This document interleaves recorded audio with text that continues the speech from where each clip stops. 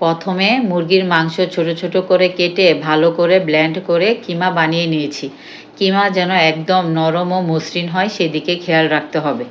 তারপর এর মধ্যে যোগ করেছি ছোট করে কাটা ক্যাপসিকাম, পেঁয়াজ কুচি, গাজর কুচি। সবজিগুলো খুব ছোট করে কাটা হলে মোমোসের ভিতরে খেতে বেশি ভালো লাগে।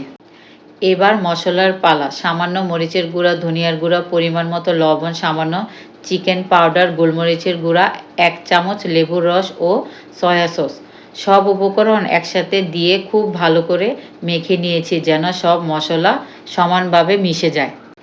তারপর প্যানে অল্প তেল গরম করে সেই গরম তেল কিমার মধ্যে ঢেলে আবার ভালো করে নেড়ে মিশিয়ে নিয়েছি। এতে কিমার স্বাদ আরও ঘ্রাণ দুটোই বেড়ে যায়।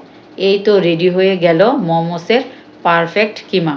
এবার শুধু মোমোস বানিয়ে স্টিমে বসানোর পালা। ভিডিও অনেক লম্বা হয়ে যাচ্ছে বলে আজ মোমোস বানানোর অংশটা দেখালাম না। ইনশাল্লাহ খুব শীঘ্রই আলাদা একটা ভিডিওতে পুরো মোমোস বানানোর প্রক্রিয়া দেখাবো। ভালো লাগলে লাইক, কমেন্ট, শেয়ার করতে ভুলবেন না। আপনাদের ভালোবাসাই আমাদের অনুপ্রেরণা। আল্লাহ হাফেজ।